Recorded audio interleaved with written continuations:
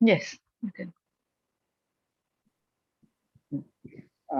Good evening. This is Naval, and I am going to talk about GANs, or General Adversarial Network.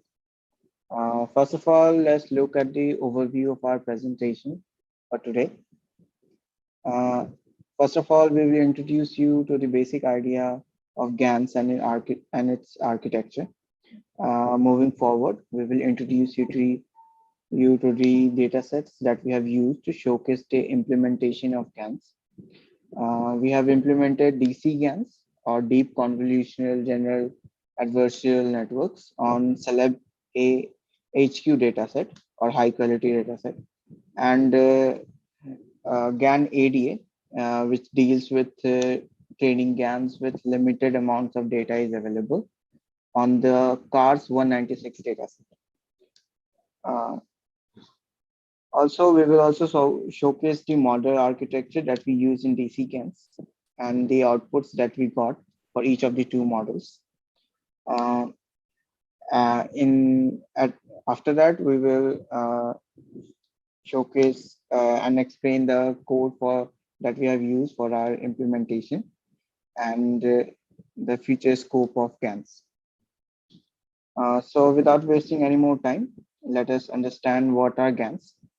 Uh, For that, we need to understand what are generative models or generative networks. Uh, these are nothing but those models that uses an unsupervised learning approach uh, where there are input variables x1, x2, so on to xn, but it lacks the output variable y.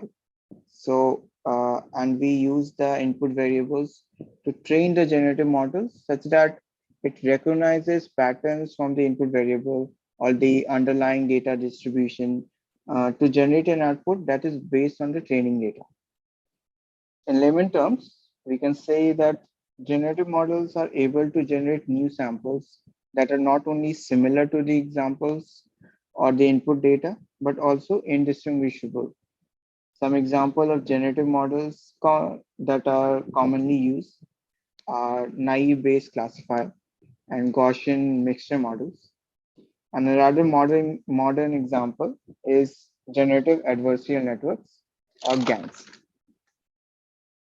So let us try to understand what exactly are GANs. GANs are deep learning based generative models, uh, which is basically a system in which two competing neural networks compete with each other to create or generate variations in the data to produce our desired output. It was first described in a paper in 2014 by Ian Goodfellow, and a much more stable model theory and a standardized version of the GANs was proposed by Alec Radford in 2016, which is also known as DCGANs or Deep Convolutional General Adversarial Network. And most of the GANs that are in practice today uses deep convolutional networks. Now, it has application in many fields like fashion, art, science, uh, and this image shown here shows the progression of the capabilities of GAN from 2014 when it was first proposed to 2017. These images are the fake faces that are created using GANs. Uh, Now, Anukriti will explain the basic architecture of GANs. So, as we already know that the GANs is a class of machine learning frameworks where two neural networks are competing against each other to generate new data, the data which closely resembles to the training data. So the GAN architecture comprises of two submodels, uh, the same where one is used to generate the fake images and the other acts as a checker to the images generated by the first model. So these two models are called as generator and discriminator. Generator is a model that is used to generate new plausible examples from the problem domain. And the discriminator is a model that is used to classify the examples as real or fake. So by real, we mean that it is from the domain set, that is the training set, and by fake, we mean that it is a generated image from the generator. We shall learn about this architecture in the next two slides, but before that, as Naval already explained that why are these models called as generator, because of the generative parameters through which we generate the data. I would also like to talk about why are these models called adversarial. So they are called adversarial in game theoretic sense, since the two models are competing against each other. So they play essentially they are playing a zero sum game, which we'll again talk about later in detail. So this essentially these game theory based models enable us to take into account two parties simultaneously, which are generator and discriminator here, with attacker and defender motive. So the game theory based models help us determine what suitable strategy is, given the motives of these two models. And it is needed to reduce one party's loss from the adversarial attack. Now, let us talk about how exactly the GAN modeling is done in terms of the generator and discriminator network. So, this picture here shows us the architecture of a general GAN model where there exists a generator and a discriminator, as you all can see. So the generator model follows the unsupervised learning approach and is a and it generates an image which goes into the discriminator, and the other way where the discriminator gets an image is from the training set, and the discriminator is supposed to classify it as a real or a fake image. So the generator output is connected directly to the discriminator's input, which we can see here as well. And through backpropagation, the discriminator's classification provides a signal that the generator uses to update its weight. So as we can see in the diagram, we give a random noise vector that is usually called as a latent vector because it is given from latent dimension, and it gives in an input from a random generated, uh, usually a Gaussian parameter model to the generator, and the generator then upsamples the input and creates a fake image out of it. This fake image is given to the discriminator model. Also, one real image is given to the discriminator model from the training set. That is the set that we use to essentially train the model. Now, the discriminator's work is to classify the real image, that is the training set image, as real, and the fake image, that is the generated image, as fake. So what really happens here in terms of uh, uh, training is that the generator is taking a sample and generates a sample image depending on the kind of network, and the discriminator is classifying it using some binary classification problem into 0 or 1.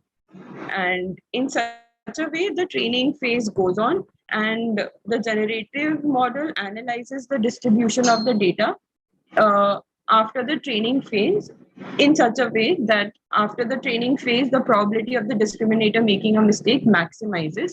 And the discriminator, on the other hand, is based on a model that will estimate the probability that the sample is coming from the real data or not.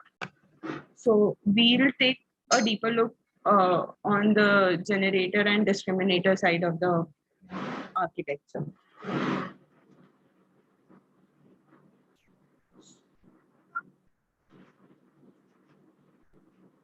So in the training phase, so we'll talk about the discriminator. So in the training phase, what really happens is that in the first phase, that is where we train the discriminator, we actually freeze the inputs to the generator, and which essentially means that the training set for the generator is turned as false, and the network will only do the forward pass. So basically, the discriminator is trained with real data and it checks if it can predict them correctly. And the same happens with the fake data, and it checks that if it can predict the fake data as fake data. So here we are giving two images, one from the the generated image, and one from the training data. And the black box, that is the discriminator, is supposed to classify it as 0 or 1 after using some classification algorithm in the end to give us an output whether the image is real or fake.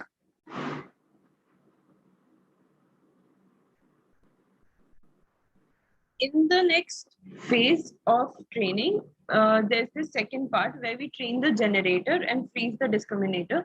So we get the result from the first phase and we use them to make better from the previous state uh, to try and fool the discriminator better.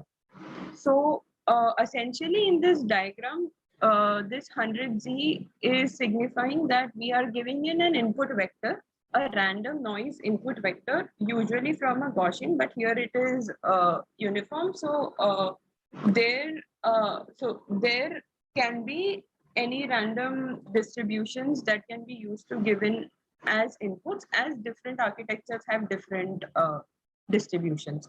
So we are giving in an input of 100 dimension, 100 cross 1 vector. That is a random noise vector, and we are giving it to a black box, that is the generator. The generator upsamples the data, and at the end, it generates an image out of the learnings that it got from the previous phase. So the generator model takes in a fixed length random vector, which, as mentioned earlier, is often referred to as a latent vector because taken from latent dimensions, and it generates a sample in the domain. And after training points in this multidimensional vector space, it will correspond to the problem domain and will form a compressed representation of the data distribution. So in broader terms, the generator network is going to generate the sample from the random noise, and then it will go to the discriminator network where it's going to check if the sample that is coming is real or fake. And in layman terms, a generative model might capture correlations in an image, like things that look like boats are probably going to appear near things that look like water, and eyes are unlikely to appear on foreheads. So all of these distributions, all of these classifications would form, all of these correlations, capturing of correlations would form complicated distributions. And hence, training of a generator is usually difficult than training of a discriminator, because discriminator is essentially just a classification neural network where we are classifying the difference between, say, that an object is a sailboat or object is not a sailboat by just looking at some telltale patterns. So it can ignore the correlations which a generator cannot. So all in all, discriminative models try to draw boundaries in the data space, while generative models are trying to model how the data is placed throughout the space. Also, talking about the adversarial networks, so they are adversarial in game theoretic sense. So in here, the zero sum means that when the discriminator successfully identifies the real and fake samples, it is awarded or no change is required to the model parameter. But at the same time, the generator is penalized with large updates to model parameters. Alternately, when the generator is fooling the discriminator, it is rewarded. By reward, we mean that there is no change in the model parameter, but the discriminator will be penalized and the model parameters of the discriminator are updated. Now, Srijan will talk about the data sets that we have used in here in our project. So hello, everyone. These are the data sets that we had used. We had used a Celeb AHQ data set, which is the celebrity data set with faces of all the celebrities in the past. So this data set has 30,000 high resolution face images, which we can use to which we can feed to a DCGAN to generate some images. So while this has 30,000 high resolution images, which is around 1024 cross 1024 resolution. What we have done is we have taken the 128 cross 128 version of this data set because we did not have enough computing power to be able to train on a 1024 image. And so this is one of the data set, and the other data set is the cars 196 data set.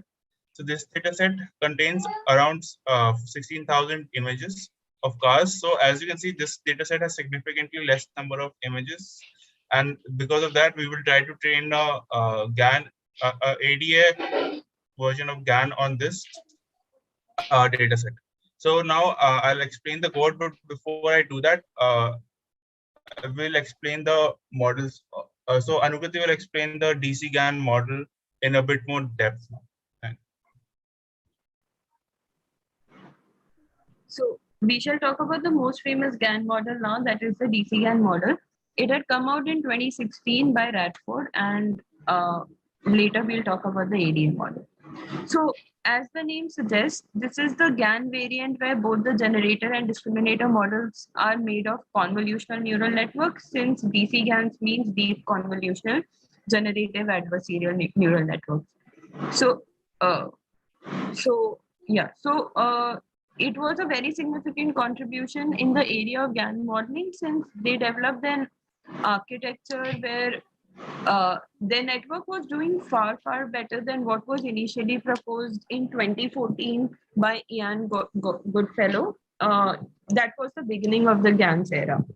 So they had essentially designed a network which was taking 100 cross 1 noise vector and was mapping it to a 64 cross 64 image. The 3 here is for the channels, that is the RGB channels. So they concluded through their research some key points that are about the GAN modeling, and they use the same in their models, and these are taken as standards in the GAN modeling industry from then. So the literature on the GAN before they had given out this paper was always talking about difficulty in training, as training isn't simple in GANs, and also talking about the lags that they usually got in generator modeling as compared to the discriminator. So, they gave out a few takeaways. Out of which some I have presented in here. So, the first takeaway says that replace any pooling layer with strided convolution and fractional strided convolutions for generator. So, pooling layer and strided convolutions are essentially the same, but essentially the same in this CNN. As that of a CNN, but like with the stride. By stride, we mean that we do displacement, we do place the kernel with a displacement in terms of pixels. And fractional strided convolution is nothing but a transposed convolution. So it is used in a generator where we have to upsample from a 100 cross vector, say, to a 64 cross 64 image. So this is just the transpose of the strided convolution. The second, what they mention is batch norms for both the architecture. So batch normalization is a technique for training deep neural networks to standardize the input to every layer for each mini batch. So what it does is it saves the algorithm from a forever chase a moving target thing, and which is called an internal covariate shift, and it also dramatically reduced the number of epochs for them. So hence they possibly suggest the same in the paper. Also, they mention about removing fully connected architectures, possibly to facilitate the computations in the GAN modeling.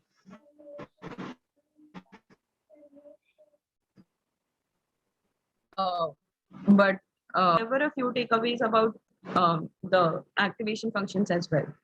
So, yeah. So this is a structure of DCGAN generator and discriminator that they used for their network. So we'll talk about the discriminator before. So discriminator is nothing really great as they claim. So discriminator is just a CNN network, a general CNN architecture that uh, you can pick on your own, and it will not matter much since uh, already mentioned that discriminators are easier to train as compared to generators. What essentially here what is happening here essentially is we are giving a 64 cross 64 image with 3 channels into the discriminator network, and it is applying 4 layers of convolution, and at the end using some classification metric we get a output that is in the range of 0 to 1, and that will help us classify whether the image is real or fake. And in between there are sharded convolutions that are used instead of max pooling. The generator network was a unique network that they tried, and in the generator network they take a 100-dimension input as 100-dimension vector as an input. What they do next is they project it and reshape it. So by projection and reshaping of the vector, they mean that they essentially multiply this 100-dimension vector with a kernel of size 100 cross 1024 cross 8. So that's a um, two-dimensional kernel, which will give them a long vector that would be of size 1024 cross 4 cross 4, whatever we get after multiplying this, cross 1. So that's a vector. And then they reshape it into this placement where we see 1024 channels and a 4 cross 4 image. Then they keep on applying upsampling layers. Upsampling layers are essentially increasing the size of the image. So this is just the opposite of the convolution that we usually see. So convolutions are used to uh, are essentially used to downsample the data, but here they are upsampling the data that they get. So after applying layers of upsampling, that is convolutional transpose, they get from a 100 cross 1 vector a 64 cross 64 image, which will next be given into the discriminator architecture to check for the real and fake image. Yeah, we'll mention it. Can you go on the previous slide? Yeah. So also here they mention about stride and kernel size. So stride that they use is 2 everywhere in the network. Yeah, the next slide. Uh, inspired from this architecture, we have different sized images. So we uh, design a similar sort of architecture for our DCGAN modeling for celeb dataset. And this is the discriminator architecture that we use, where we are inputting a 128 cross 128 image, and we are using convolution layers. At the end, through that, we are downsampling. And at the end, what we get is a dense layer, which is connected to 32768 nodes. We apply the sigmoid function, and what we get is the output, which is 0, 1, as we wanted for the discriminator network. And throughout the kernels that we have used in the discriminator network have stride 2, and the size of the kernel is 4 cross 4. And the third dimension of the kernel depends on the layers that we are applying to. So it will, yeah, so it is different for every layer.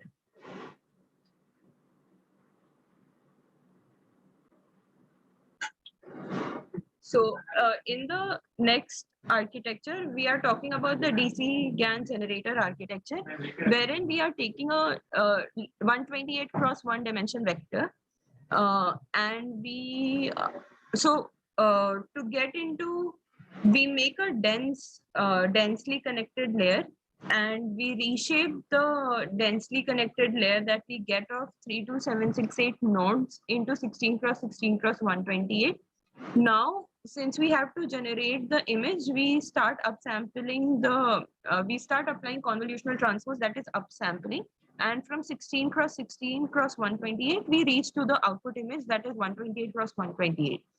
And as we did before in the discriminator modeling, the kernel size is again 4 cross 4, the third dimension depending on the layer that we are applying to, and the stride is 2.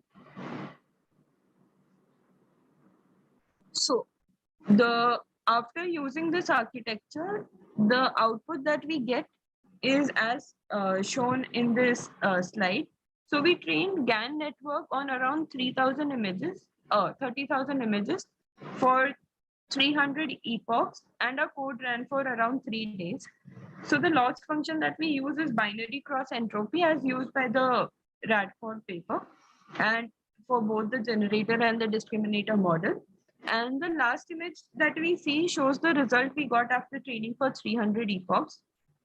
From from it, we can easily see that we have been able to generate human-like faces, but there is some amount of distortions that we see in the images, which are essentially reducing from the first epoch to the 300 epoch quite visibly in the pictures that we have shown here.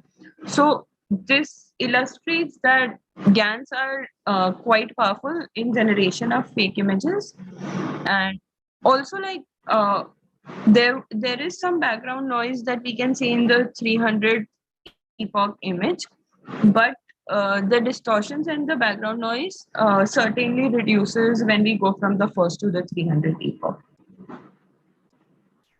Now we shall talk about the ADM model.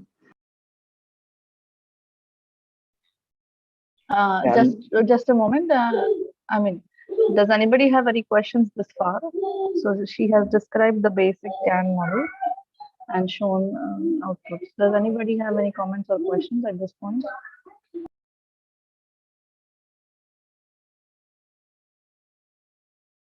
Okay, there seem to be none. So yeah, please go ahead. Yeah, good evening. This model, GAN ADA, deals with training the generative adversarial network, or GANs, with when limited amount of data is available. In the recent years, as we have seen, the increasing impressive results of GAN are possible due to the seemingly unlimited supply of images available online. Still, it remains challenging to collect a large enough data set for a specific application. The difficulties are further increased in applications that require capture of a new and custom data set. A significant reduction in the minimum number of images required, therefore, has the potential to considerably help many applications. The key problem with small data set used in GANs is that the discriminator network overfits to the training examples, and its feedback to the generator becomes meaningless. The training starts to diverge. In almost all areas of deep learning, dataset augmentation is the standard solution against overfitting.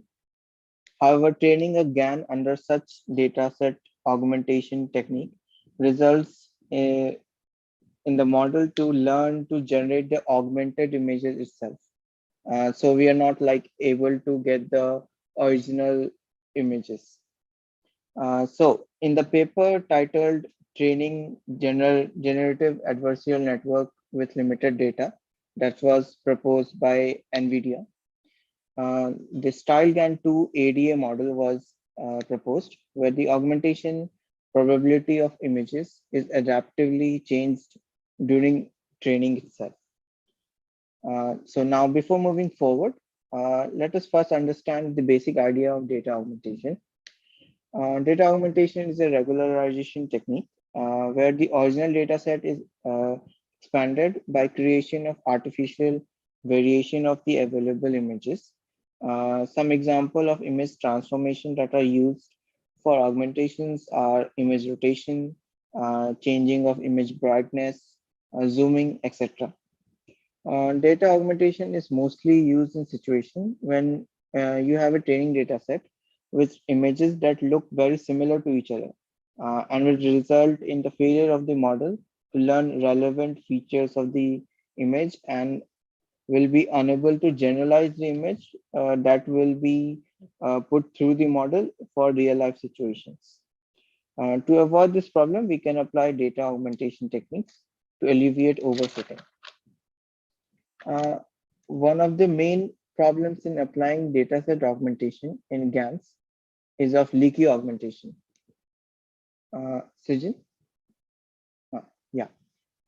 Leaky augmentation. It refers to the situation when the GAN, the model generates images that are already augmented, like already transformed images are generated, and you're not able to get the real images. This would mean that our model was not able to separate the augmentation from the underlying data distribution of the training set.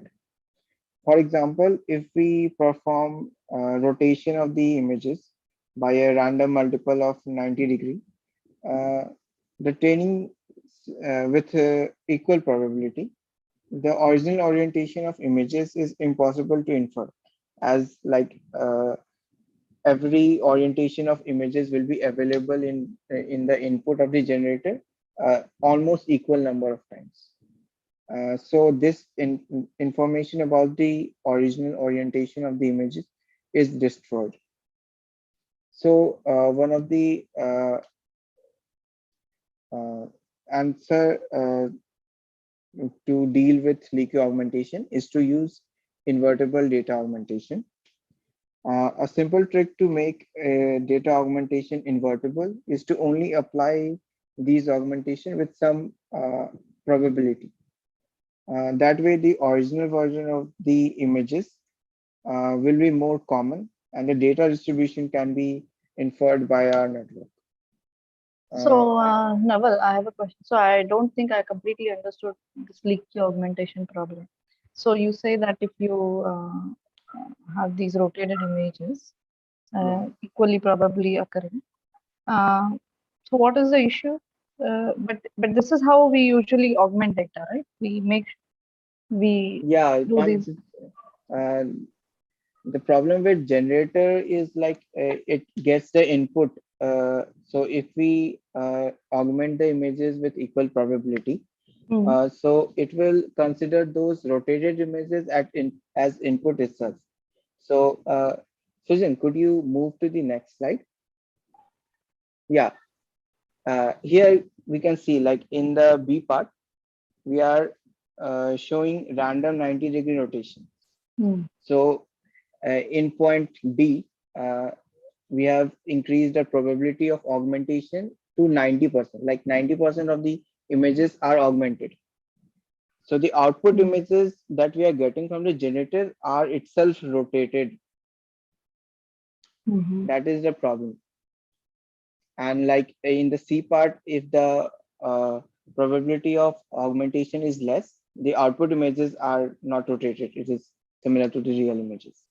Same with the color transformation that we get for Yeah, C part. but this is quite obvious, right? If you are training with rotated images.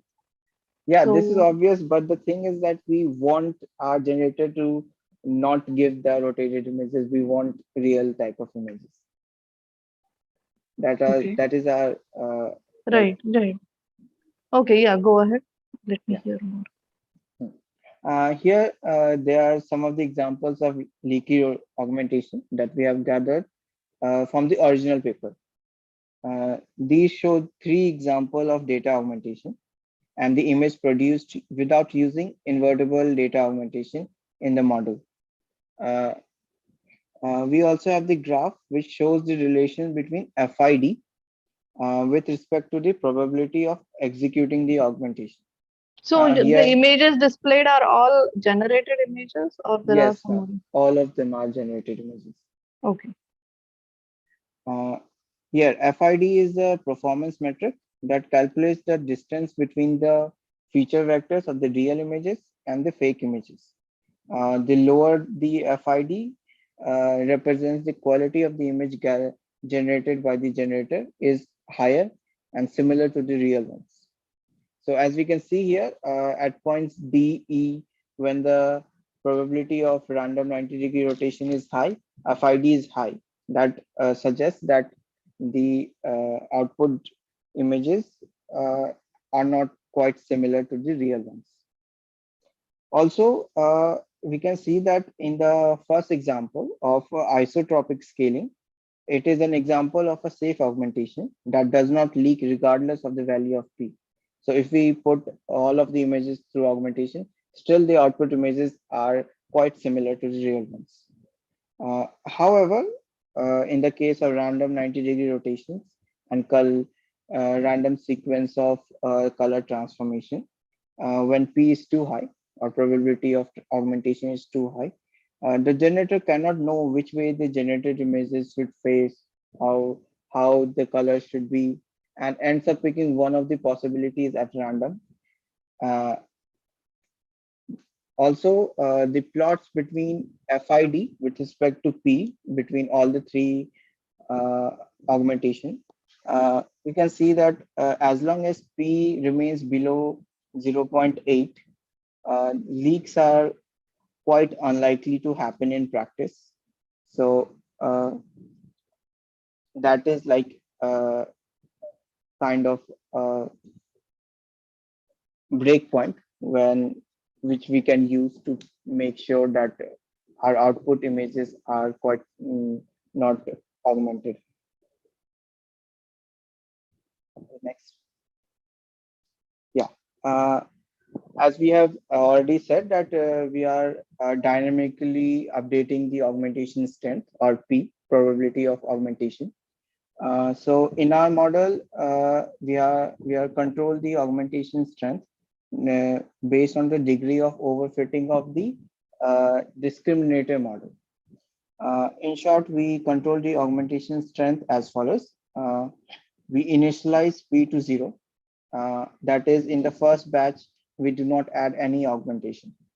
After every 4 mini batches, we adjust the value of P based on the overfitting heuristic, which is calculated using discriminator outputs on training, validation, and generated images. Uh, I would also like to mention that in the implementation of ADA, we used the metric KID instead of FID, as we have shown in the previous slide, uh, for measuring image generation quality, as both metrics measure the difference in the generated and training distribution uh, in the representation space. But KID is more suitable for small data sets as it is more computationally lighter, numerically more stable, and simpler to implement because it can be estimated per batch manner. Uh, Next. Here we can see the output for our implementation of ADA on the CARS 196 data set. Uh, Before training, we use bounding boxes of cars to cut them out with square crops while preserving their aspect ratios whenever possible. As like we have less number of images, so we want to make sure that the images that we have are as high quality as possible. As for the augmentation, we have used 4 types of augmentation. In the paper, I think they used about 16 types of augmentation. So here in our application, we use 4 types of augmentations. That is flipping of the images, translation, rotation, and zooming of the images. After 40 epochs, we can see that the vague outline of the cars are visible in the generated image. Since we ran our model for only 500 epochs, so we still don't have indistinguishable images when compared to the training data set. But if we ran it for like 2000 epochs, the quality of images will be much more high quality. So you said you used rotation, but then you kept it within the threshold. Yes, Is that what you're telling me? yes. And that threshold is also dynamically changed Yeah. according to the algorithm. So now the code for both of the models will be explained by Srijan. So hello. So I'll explain the basic code which had been written by us. So this is the DCGAN's code which we had written. So we had imported the data set file from the CelebHQ dataset, and then we had done some basic preprocessing, which is just setting the values to 0, 1, so that the neural network runs faster. So here what we have done is we have made a discriminator which takes in the 128, 128, 3 as a shape, which is the shape of the images, and then it applies 64 different convolutions, each of kernel size 4x4x3 of stride 2. So what we end up getting is, since we have 128, 128, 3, and since we have stride 2 with the padding same, we end up getting 64, 64. Like if stride were 1, here we would get 128, 128. But since stride is 2, we divide by 2. And now this 64 over here is done because of the number of convolution kernels we have. So you have 64 convolution kernels, so each of them gives a different layer of this matrix. After that, we do 128 kernels of similar stride. So we end up getting 32, 32, 128, and then we do again for getting 16, 16. After this, we just flatten everything and we add a little bit of dropout for a little bit regularization.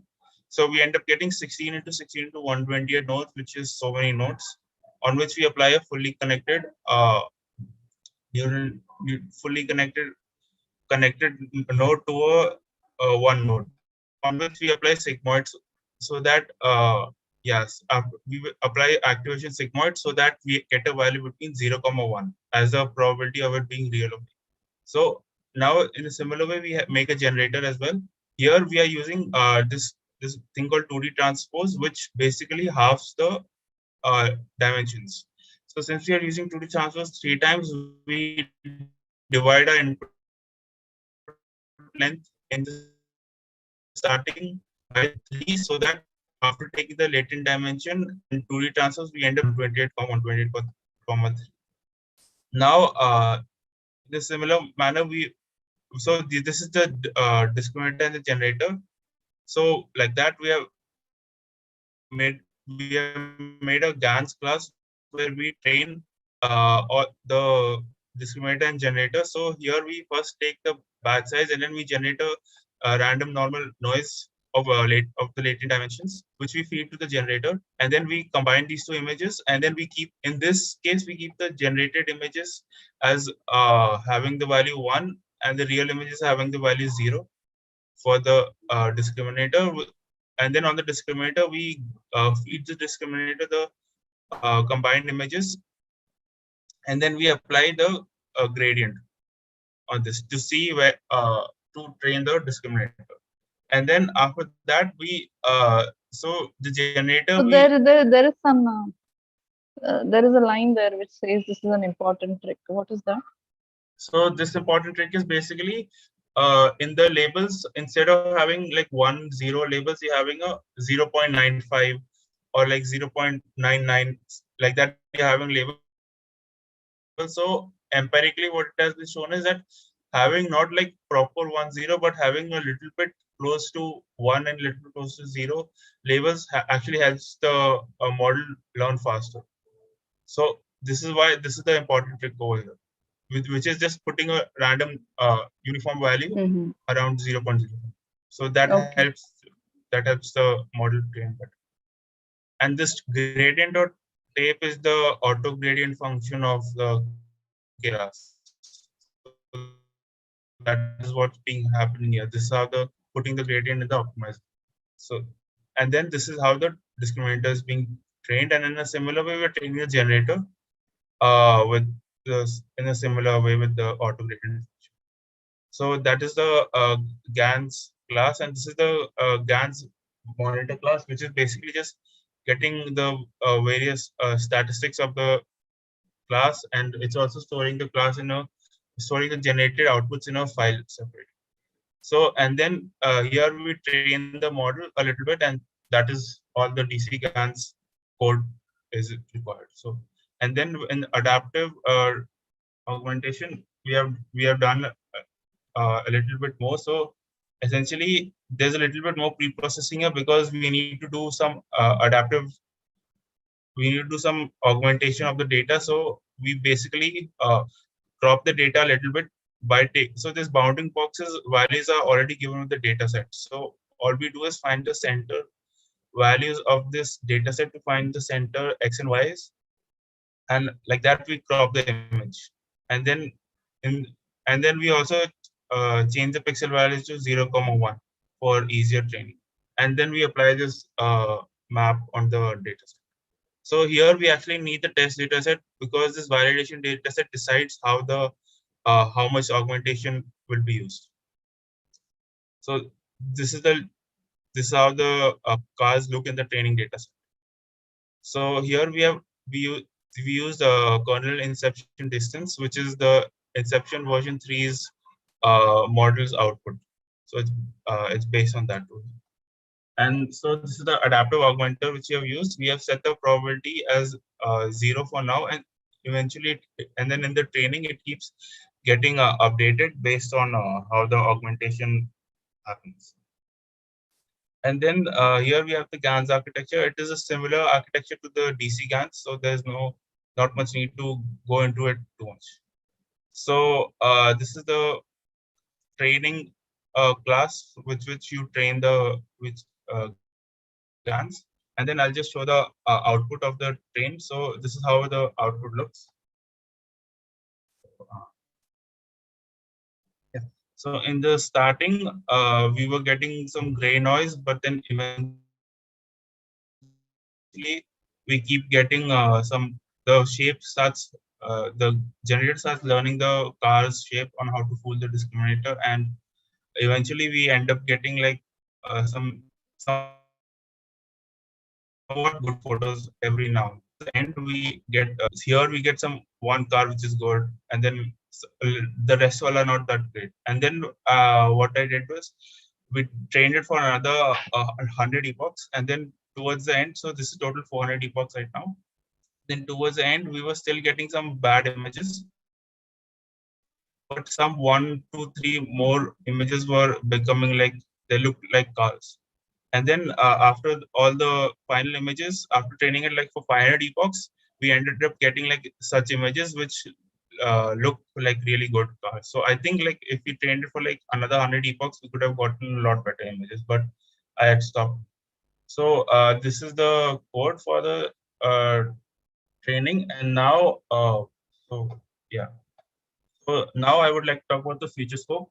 So what we can do is we can basically we have these two outputs in the GANs, so we can try to see uh, which which ones perform better. So if DC GANs have the same data as the GANs with ADA, would DC GANs perform better? We did not do those things because of time constraints, but we can do that in the future.